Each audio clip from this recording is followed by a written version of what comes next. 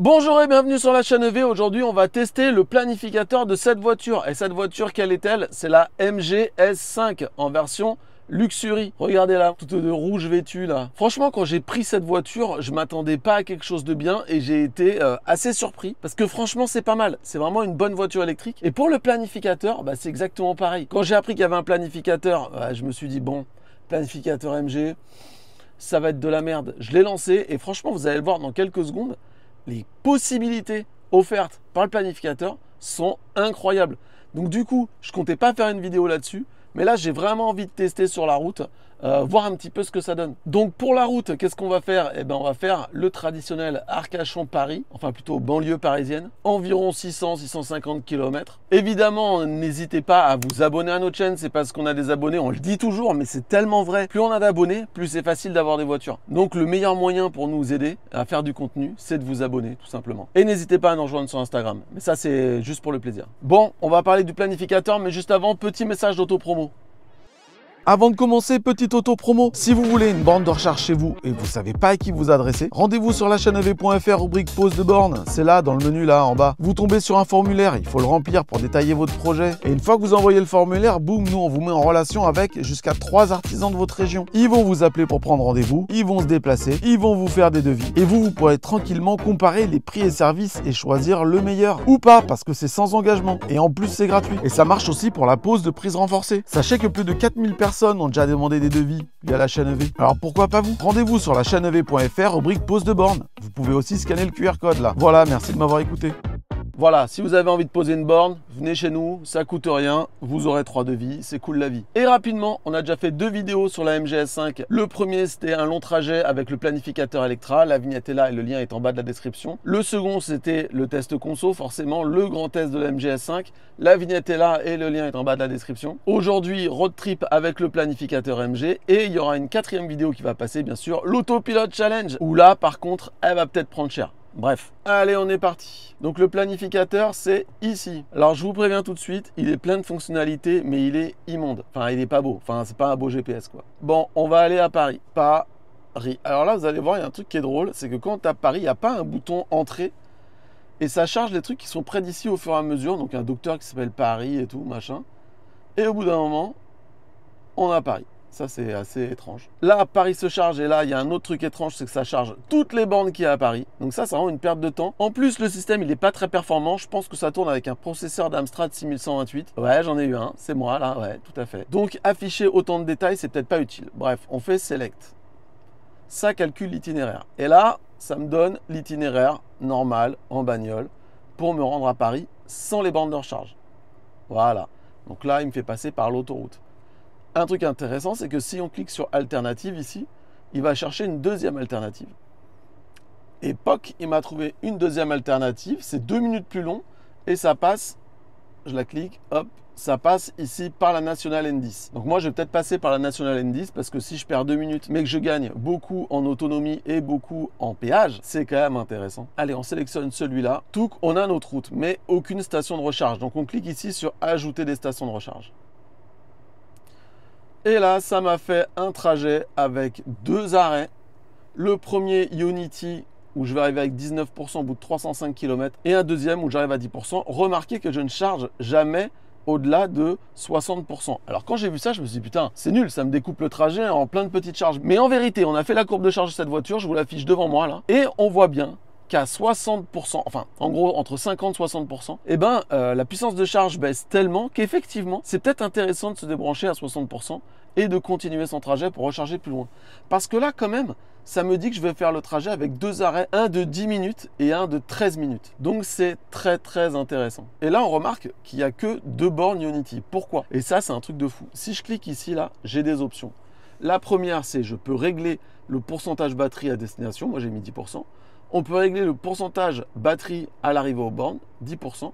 Et ici, on a un bouton préférence de recharge. Et là, franchement, c'est une dinguerie. On peut sélectionner tous les réseaux de recharge sur lesquels on veut évoluer. Donc moi, j'ai choisi Electra, j'ai choisi Unity, j'ai choisi en fait la Spark Alliance, sauf que Fastnet n'est pas référencé. J'ai quand même mis Total Energy. Et donc, ça me fait un trajet avec mes bornes de recharge préférées. Alors attention, je vais relancer une planification avant de partir. Ce sera peut-être pas exactement ce trajet-là. Là, je vous avoue tout, je suis la veille du départ. Un petit inconvénient, c'est que on peut pas supprimer une station. Voilà, là, j'ai ma station Ionity, ça me montre où c'est, ça montre qu'il y a 4 connecteurs, etc. Ça montre des infos, mais a priori, je vois pas une solution pour la virer et la modifier. Ça, c'est pas terrible. Par contre, ce qu'on peut faire, c'est qu'on peut ajouter des stations de recharge à la main.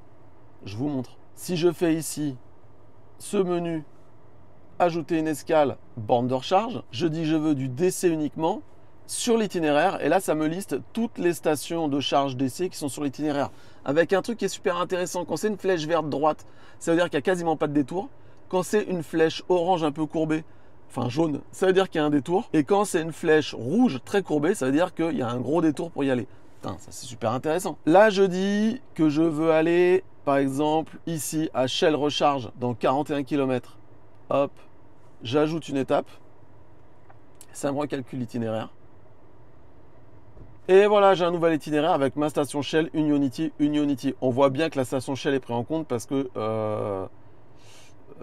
non, celle-là n'est pas prise en compte d'ailleurs. Mais la dernière fois que j'avais fait un essai, il avait bien compris que j'allais m'y recharger. Il dit que je vais y arriver à 80%, mais j'arrive toujours au même pourcentage à la borne d'après. Bref, j'essaierai ça sur la route parce que là, il me semble que quand tu rajoutes une borne, ça fonctionne. Mais là, c'est pas probant. Bon, on continue avec le planificateur parce qu'il y a d'autres choses cool. Premièrement, il y a ton pourcentage et ta distance jusqu'à la prochaine destination. Donc là, on arrive à 19% à la prochaine station. Voilà, 19% à la station Ionity. Un autre truc qui est bien délire, c'est ça. Regardez, quand on clique ici, on peut personnaliser les infos qu'on a. Par exemple, moi j'ai dit qu'en premier, j'affichais l'heure d'arrivée à destination, c'est-à-dire au bout de la route. En deuxième, l'heure d'arrivée à l'étape. Et en troisième, le H au point de cheminement. Je ne sais pas ce que c'est le H, je ne me rappelle plus. Et au final, ça fait, ah bah c'est l'heure. Donc au final, j'arrive à 23h21 à Paris. Attention, cette intro est tournée la veille de mon départ. Donc évidemment, je ne vais pas arriver à 23h21. J'arrive à 19h40 à la prochaine étape, dans 305 km, c'est marqué là. Et je vais mettre 3h27 pour arriver à la prochaine étape. C'est quand même pas mal, non ? C'est hyper customisable. Par contre, il faut mettre l'écran en mode jour, c'est-à-dire en fond blanc pour voir quelque chose. Si on passe en mode nuit, le GPS est quasiment illisible, c'est horrible. Donc voilà, on va voir ce que ça donne. Ce qu'on va voir surtout, c'est qu'est-ce que nous dit le planificateur une fois qu'on arrive à une station. Est-ce qu'il nous dit recharge jusqu'à temps ou est-ce qu'il va rien nous dire? On va voir comment fonctionne le GPS, etc. Donc là, ce que je vais faire, c'est que je vais aller me coucher. Enfin, pas tout de suite parce qu'il est 16h, mais bientôt. Je vais me lever demain très tôt pour partir sur la route et on se retrouve à ce moment-là pour voir comment ça fonctionne. À tout de suite. Bon, et bien voilà, on est parti. Ça fait 1h10 que je roule déjà, je suis sur la nationale N10. Cette nuit, j'ai mis la voiture à 100%. J'ai refait une petite planification en partant. Ça me donne 2 arrêts Ionity. Le premier, j'étais censé arriver avec 25% chargé seulement jusqu'à 54. Ça va durer 8 minutes. Deuxième arrêt chez Ionity, 10%. Je charge jusqu'à 56. Ça va durer 13 minutes. Et donc voilà, je suis censé arriver à Paris avec 21 minutes de charge. À Courbevoie exactement. J'arrive pas à Paris. Ça me paraît un petit peu ambitieux. Ça serait le même temps qu'une i17. Mais c'est grâce à l'optimisation du planificateur pour jamais charger au-delà de 60% parce que la voiture sait que de 60 à 80%, la courbe de charge est pas folle. Au niveau de la conduite, on l'a déjà dit dans l'essai conso, le Ioniq 28 Challenge et dans le précédent road trip avec le planificateur Electra. Les aides à la conduite sont pas terribles, mais ça va. Pas très pratique à utiliser. Faut faire plus-moins tout le temps à chaque fois que la vitesse change sur les panneaux. C'est un petit peu chiant et en plus, quand on veut passer de 5 en 5, faut appuyer longtemps. Mais des fois, ça va trop haut, faut revenir en arrière. Enfin bref, vous verrez la note des aides à la conduite de cette voiture lors de l'Autopilote Challenge qui va passer bientôt sur la chaîne. Le planificateur m'a dit que j'arriverai à ma première charge à 25%. Et pour l'instant, le GPS me dit que j'arrive à 26. Donc pour l'instant, le chiffre est très stable. Bravo. Là, il me reste 198 km avant d'arriver à ma borne. Je suis à 73% de batterie. J'arrive à la borne dans 2 heures. Et c'est là où on se retrouve dans 2 heures. À tout de suite. Bon, on avance sur notre petit trajet. Là, je sors de la nationale. J'ai une consommation de 16,7 à 110 km/h. Maintenant, on va se diriger vers l'autoroute, mais pas longtemps parce que j'ai ma recharge dans 20 km. J'ai quand même parcouru 288 km et il me reste 27% de batterie, donc c'est quand même pas mal. Hein. Et le GPS maintenant me donne une arrivée à 21%. C'est intéressant parce que du coup j'ai consommé un peu plus que ce que lui pensait. Et là le GPS me dit que je vais devoir charger jusqu'à 54%, c'est-à-dire exactement comme tout à l'heure, alors qu'il doit se rendre compte que je consomme un peu plus que prévu. Je vais charger jusqu'à 54 si je peux parce que 9 minutes c'est quand même super court, je sais pas si j'aurai le temps. Mais je me dis, je vais peut-être arriver en dessous de 10% et peut-être que on va voir. On va voir. On va essayer de respecter ce que dit le planificateur, voir un peu comment il s'en sort. Il y a un truc qui est intéressant, c'est que la voiture, elle lit ultra mal les panneaux. Ça, je vous l'ai déjà dit. Le petit indicateur là dans l'écran devant le volant, les vitesses indiquées, c'est souvent n'importe quoi. En fait, elle lit tous les panneaux qu'elle voit, les sorties d'autoroute, tout, elle lit tout. Par contre, le GPS, lui, il est basé sur les vitesses GPS. Et du coup, les vitesses indiquées sur le GPS sont bonnes. Et ce qui est rigolo, c'est que sur le GPS, là, il y a la vitesse à laquelle on peut rouler. Et à côté, il y a la vitesse à laquelle on roule.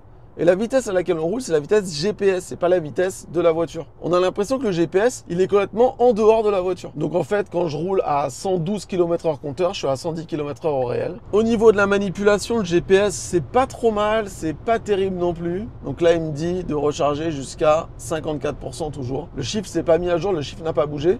Et ça m'inquiète un peu. Il n'a pas bougé depuis le tout début de la planification, alors qu'on devait arriver à 25% à cette borne et qu'on arrive à 21%, donc que j'ai consommé un peu plus. C'est bizarre, on verra. Sinon, il y a un truc qui est assez pénible avec cette voiture, c'est au niveau des ADAS et en particulier du lane assist, c'est qu'il n'y a pas de volant capacitif. Alors, là, vous venez d'entendre un avertissement. Donc, quand on est en lane assist, la voiture est entre ses voies, mais elle cherche à s'assurer que vous êtes toujours derrière le volant à conduire. Et là, il y a deux méthodes. Il y a le volant capacitif. Donc le volant capacitif, c'est vous posez simplement les mains sur le volant, la voiture détecte vos mains et elle vous demande rien d'autre. Et quand il n'y a pas de volant capacitif, la voiture vous demande de faire des micro-mouvements de temps en temps pour prouver que vous êtes au volant, quoi. Sauf que là, sur autoroute comme là, on est en grande ligne droite. Il n'y a rien à faire.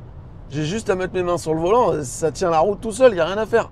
Elle, dès que vous faites pas de micro-mouvement, elle va sonner direct, elle va faire un doung-doung direct. Et ça, c'est super chiant. Les autres voitures vous avertissent en clignotant ou en mettant un petit message au tableau de bord et ensuite elles sonnent. Si vous réagissez pas, elles non. Elles sonnent tout de suite. C'est un peu pénible. Et j'ai dit qu'il n'y avait que deux méthodes pour surveiller que vous étiez au volant. C'est faux. Il y a aussi une méthode de surveillance des yeux, comme le fait Ford avec le Blue Cruise. Je vous invite à voir cette vidéo. Avec cette voiture, on peut conduire sans les mains. À partir du moment où on regarde la route, la voiture sait que vous êtes là et elle continue à rouler. C'est incroyable. Allez, je sors. Poitiers-Chincé. J'ai parcouru 307 km. Je suis à 21% de batterie. Hop, hop, hop, hop, hop. Ça m'a l'air plein. Non, c'est pas plein. On va se mettre à côté de la Porsche. Évidemment, j'ai pas préparé ma carte.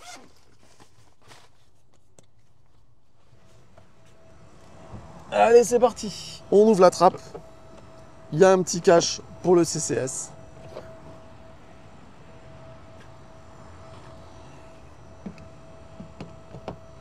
On se branche, départ.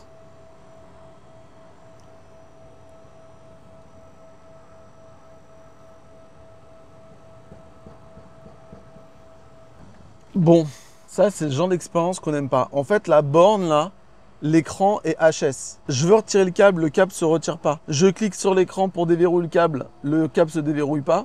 J'enlève le petit cache plastique dans le coffre, il n'y a aucune tirette pour déverrouiller le câble.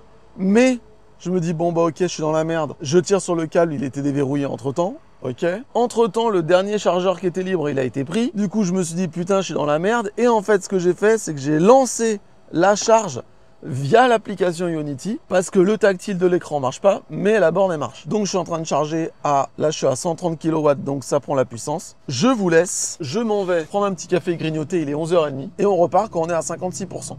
Allez, à tout de suite. Bon, ça fait 9 minutes que je charge, je suis à 52%, donc on va arriver aux 54 dans les temps. Là, le GPS, par contre, il me fait un truc bizarre, il me dit que j'arrive à 25%. Il m'a déplacé sur une Total Energy. C'est assez étrange.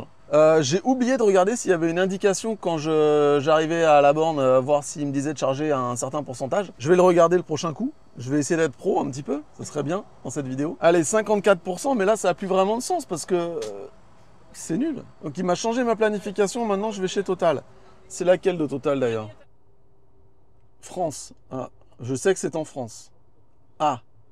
Ah non. Ah, je change. Attends, oh là. Ah d'accord, au fur et à mesure de la charge, Je change de station, excellent. Là maintenant je vais chez Atlante pour faire un 13,58 parce que là je suis à 56. Mais c'est hyper intéressant ça. Le planificateur il se met à jour au fur et à mesure de la charge. C'est assez malin ça. Non, je sais pas ce que vous en pensez. En fait, tu arrives à la borne, tu te branches et là en fait elle lâche complètement la planification du début et elle met les bornes au fur et à mesure de ta charge et elle va chercher la borne la plus loin. Donc en fait, le fait de me dire de charger à 54 et que j'allais arriver à 10% à la borne Ionity après, bah en fait, je pense que de base, il se disait que j'allais pas y arriver, mais il s'en foutait. Il attendait de voir la recharge que j'allais faire pour me proposer les bornes. Donc là, on continue à avancer. Et la Atlante, là, il y a combien de bornes? J'ai l'impression que par contre, la Atlante, c'est en dehors de l'autoroute. Il y a 4 connecteurs en 150 kW. Ça me fait un peu chier. On va attendre. Voir une autre proposition. C'est assez cool ça quand même, hein. Franchement c'est pas mal, hein. C'est assez flex quand même je trouve. Mais là on est en dehors de l'autoroute, ça me saoule. Tu sais quoi, je vais retirer Atlante. Ici, je vais faire hop et je vais retirer Atlante. Voilà. Application des nouveaux paramètres. Boum, Ionity. Bah, j'arrive chez Ionity à 18%, donc allez, je déco. Alors pour déco, vu que j'ai lancé avec l'app Ionity, bah, je vais vous montrer comme ça. Voilà, là, il y a l'app Ionity qui est en cours. Donc on voit que je suis à 62%. Il y a des petites vaguelettes, c'est mignon, statistiques. J'ai passé 13 minutes. Là, je suis en 75 kW. Oh, il n'y a pas énormément de statistiques. Allez, j'arrête.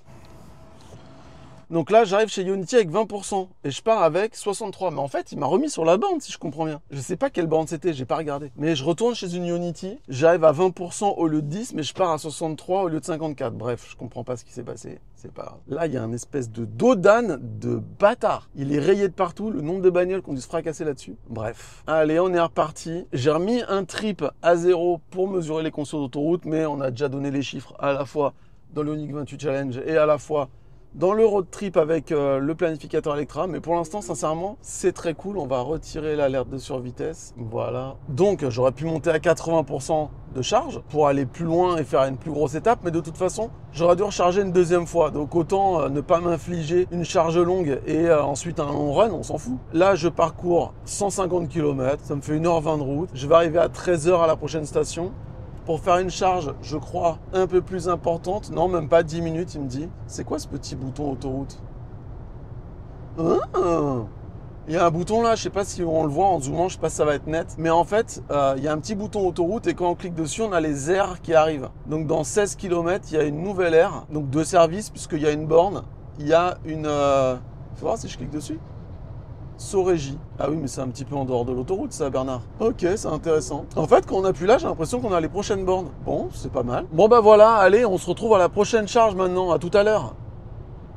Bon, et bien, après 448 km de route et 142 km depuis la recharge, j'arrive. Je vais arriver avec 17%. Donc, il y a un petit point négatif quand même sur ce planificateur, c'est que il est un petit peu optimiste. Ça, c'est pas bien. Là, par exemple, il me disait de recharger jusqu'à 56% pour arriver à 10% à Courbevoie. Charger jusqu'à 56%, il y a une petite prise de risque. Il y a une petite prise de risque d'arriver à 3%. Et on ne sait jamais, un accident, une route fermée, un détour, et boum, vous êtes dans la merde, il faut recharger une dernière fois. Donc, je vais pas charger jusqu'à 56, je vais charger jusqu'à 66. Sinon, j'ai remarqué un petit truc rigolo ici, là, dans l'écran devant le volant, il y a une représentation de la voiture. Et quand j'accélère, bam, il y a des petits trucs qui sortent des pots d'échappement qu'il n'y a pas. Hop, j'accélère, hop. C'est rigolo ça. Ça ne sert à rien. Il y a quand même une équipe qui a été chargée de développer ça. C'est un peu comme l'épée chez Tesla. Quoique l'épée, ça sert. C'est vraiment très utile. J'aimerais bien savoir combien de gens ont acheté des Tesla parce que la voiture pète. Ils n'ont pas acheté une Tesla pour avoir une voiture qui pète. Mais quand tu rentres dans une Tesla et que le propriétaire te fait péter à la voiture au niveau de ton siège ou au siège arrière, etc. Combien de personnes se sont dit mais putain cette voiture est trop cool, j'ai envie d'avoir cette voiture. Si vous êtes un propriétaire de Tesla et que le fait que la voiture pète, c'est important pour vous, dites-le en commentaire. Après, il suffit d'avoir Charles de Willeg dans n'importe quelle voiture et c'est exactement pareil. Allez, on sort. Air de Blois à Ménard. Alors tout à l'heure, la station était déjà bien remplie. Après, je suis un ouf aussi. Je navigue sur Ionity, c'est des stations avec seulement 4 bornes ou 6 au mieux. Il y a d'autres stations sur cette autoroute avec plus de bornes, mais bon. Il y a une Mégane électrique qui vient de se mettre juste devant moi. S'il reste une seule place, ça va me la prendre. Alors là, il y a une borne de libre déjà. Voilà, ça a l'air d'être assez libre.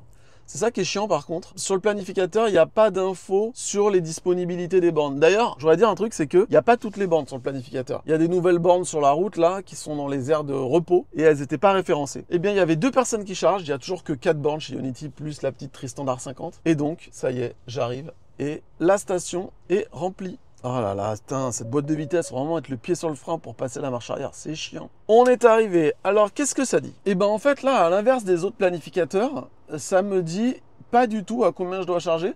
Mais c'est normal, on l'a vu, en fait, le planificateur, là, il va juste se charger à trouver une borne, la borne la mieux placée, en fait, en fonction de l'état de charge actuel. Là, ça me dit qu'il y a une autre borne ici, à 10 km. Une Total Energy. D'ailleurs, il aurait pu m'y emmener en fait ce con. Il y a 16 connecteurs en plus. Et Total Energy fait partie des réseaux que j'avais sélectionnés. Vu que j'arrive à 10% et qu'en plus il a été optimiste, il aurait pu m'emmener là direct. Bon, c'est pas hyper optimisé. Mais là, en gros, il a compris que je m'étais arrêté à la borne où je voulais aller. Et il me dit, si tu repars maintenant, tu arriveras dans une borne dans 26 km à 10%. Donc là, ce qui va être intéressant maintenant, c'est que je recharge jusqu'à ce que ici, ce soit plus une station de recharge, mais l'arrivée. Avec, moi, je pense, au moins 15% affiché ici pour arriver au moins à 10%. Donc, c'est ce qu'on va faire. On va se brancher. Et puis, on va voir ce qui se passe. Je vous montre pas comment on se branche. Bon, vous devez savoir comment ça marche. Bon, eh bien, la charge est partie. Tout va bien. Ça a fonctionné avec la carte. Je suis à 18%, 19% déjà. Alors, c'est marrant parce que l'indication de puissance ici au tableau de bord, elle se met pas à jour très rapidement quand même. Là, la charge est partie. Hein. Je sais que ça charge. Il y a de la puissance. Mais ici, il n'y a toujours rien. J'ai l'impression que la puissance affichée ici, c'est une espèce de moyenne sur, par exemple, les 2 dernières minutes ou un truc comme ça. Voilà, là, il y a marqué, je suis à 125. Je suis sûr que si je vais sur la borne, il y a marqué 135. On va voir. Vous allez voir. Regardez. Là, je suis à 133 kW. Je vais dans la voiture et il y a marqué... Bon, 132,4. Bon, allez, j'ai peut-être eu tort. Bon, allez, je vais manger. Salut. Bon, bah, sincèrement, c'est dingue. On est à 58%. J'ai juste eu le temps d'aller chercher à manger. Vraiment, j'ai fait la queue 30 secondes. Genre chez Paul, là, c'est quoi? La Micaline, on s'en fout. Je suis à 58% et maintenant, le GPS m'indique, voilà, que j'arrive à 12% à destination. Par contre, il y a un petit bug d'affichage, là. Ça me dit que j'arrive à 12% dans 0 mètres. Bah non, en fait. Et là, il me dit, prochain arrêt dans 14 minutes. Là, il n'y a rien qui va, là, actuellement. Ah, il se met à jour. Voilà. J'arrive à 13% dans 183,2 km dans 2h07 et j'arrive à 15h20, voilà. Si je clique ici, j'arrive à destination. Il n'y a plus d'arrêt. Et combien de temps j'ai mis pour arriver à... J'ai dit que je partais quand je serai à 15%, hein, mais combien de temps j'ai mis pour y arriver? 14 minutes. Donc voilà, je déconnecte et j'y vais. Et en fait, ce que je vais faire, c'est que je vais même pas partir tout de suite. Je vais aller me garer à côté et je vais manger parce que j'ai pas eu le temps de bouffer en fait. Allez, à tout de suite. Et me voilà à Courbevoie, me voilà arrivé. Alors incroyable, le GPS a basculé vers un truc super joli dès qu'on est rentré dans... Non, c'est pas vrai. C'est Apple Plan parce que le GPS MG, dès que ça commence à se compliquer au niveau des rues, c'est pas très bien indiqué. C'est un petit peu flippant, donc j'ai basculé sur Apple Plan. J'arrive dans 5 minutes, je suis à 13% de batterie. Je pense que je vais arriver à 12. Je sais plus ce que le GPS avait prévu, enfin ce que le planificateur avait prévu comme pourcentage à mon arrivée, mais de toute façon, il me faisait passer par une route vraiment débile pour le coup, que j'ai pas suivi, je suis resté sur l'autoroute. J'arrive à 12%. Donc j'aurais fait un Arcachon-Paris en 2 arrêts de 13 minutes chacun, ce qui est quand même exceptionnel. Et en attendant que j'arrive, ce que je vous propose, c'est petit 1 de voir le tableau de ce road trip avec tous les chiffres, même si on a déjà fait un tableau comme ça sur le road trip avec le planificateur Electra, que vous pourrez retrouver tout en bas de la description. Et surtout les notes et le classement final du planificateur, savoir où il se place parmi tous les autres planificateurs qu'on a déjà essayé. Et juste après, on fera une petite conclusion sur ce planificateur et on se dira au revoir. Et le tableau le voici, distance parcourue 639 km, nombre de recharges, on l'a vu, 2. Temps de recharge, 2 x 14 minutes égale, 28 minutes, très bien. Temps de trajet, 7h15. Consommation globale, 17,2 kWh, mais attention, environ un tiers du trajet est fait sur national, à 110 km/h, même peut-être un peu plus. Ça reste une bonne conso. Au niveau du coût des recharges, en comptant les recharges sur la route, plus la recharge à domicile pour remettre la voiture à 100% au prix de 20 centimes le kWh, ça fait 47 € sans abonnement, soit un coût au 100 km de 7,33 €. C'est équivalent à une conso thermique de 4,3 litres au 100. Mais si on avait utilisé l'abonnement Ionity, parce qu'on a rechargé que chez Ionity, on aurait payé 32 €, soit un coût au 100 km de 4,97 €. C'est l'équivalent d'une conso de voiture thermique de 2,9 litres au 100. Avouez que c'est pas mal. Au niveau du CO2 émis par l'électricité utilisée pour le trajet, 3,6 kg. Si on avait fait le trajet en thermique, c'était 96 kg de CO2, soit 26 fois plus. Et enfin, la note du planificateur selon notre protocole, 12,5. Ma note perso sans protocole, ça serait plutôt 14. Et si vous voulez savoir à quelle position se situe la MG S5 dans le classement des meilleurs planificateurs, bah c'est sur la chaîne EV.fr. Ah, quel beau tableau. Et ben, que dire de ce planificateur? Moi, je le trouve plutôt pas mal, hein. Franchement, c'est pas mal. La possibilité de choisir son réseau de bornes, la possibilité de régler ses pourcentages batterie à destination. Je vous conseille de monter le pourcentage batterie à l'arrivée aux bornes à 15%. Pour plus de sécurité. Il s'adapte pendant la charge. Enfin, franchement, avec un planificateur comme ça, réglé sur des stations dont tu sais que c'est plutôt sécure, tu arriveras à destination à la sauce Tesla, quoi. Il pourrait être mieux, on pourrait dire cette borne-là, j'en veux pas, il en chercherait une autre. On pourrait dire plein de choses. Peut-être que dans le guidage GPS, c'est pas au top. Peut-être qu'il est pas encore très... Il est pas beau, ça c'est sûr. En tant que planificateur pur, ben, c'est quand même pas mal. Bravo. Bravo MG, belle avancée par rapport à la MG4 qui n'en avait pas. Peut-être que la MG4, elle a ce planificateur-là maintenant, je pense que oui, mais bon, je ne sais pas. J'ai pas testé. Quoi qu'il en soit, je vous remercie d'avoir regardé cette vidéo. Si cette vidéo vous a plu, n'hésitez pas à la liker. Abonnez-vous pour ne rien rater de la chaîne EV. Et à ciao, à la prochaine. La bise. Je suis arrivé.